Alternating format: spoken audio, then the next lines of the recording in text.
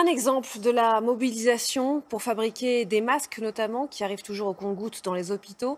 Le CHU de Lille a développé un prototype en tissu sécurisé. C'est une entreprise textile du Nord qui vient de lancer la fabrication et elle s'appuie sur un réseau de couturières bénévoles pour assembler un maximum de masques.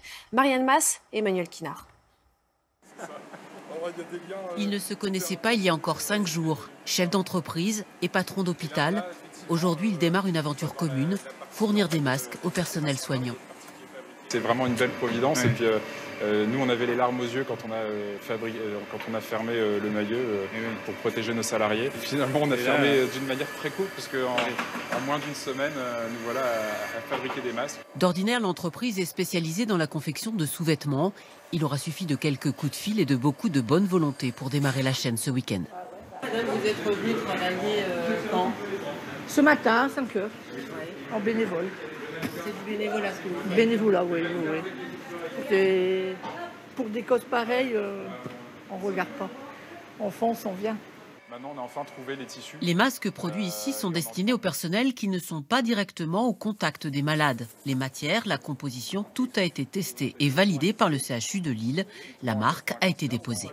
Alors Frédéric, est-ce que tu valides l'étiquette? Il faut une étiquette parce que nous, on tient beaucoup à ce que le matériel qu'on va fournir hors des soins au personnel puisse être identifié sans ambiguïté.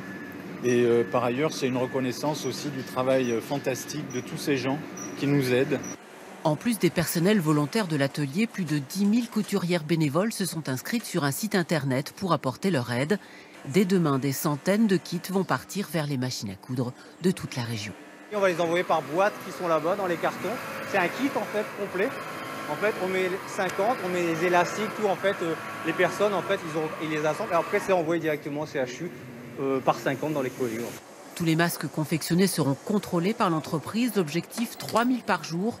Une économie solidaire qui a fortement impressionné le directeur général de l'hôpital. Ça me touche, moi je crois à ça vraiment. Et on a besoin aussi de ce genre de choses en ce moment pour nos équipes. C'est un message fantastique. D'autres industriels se sont déjà manifestés pour participer à l'opération.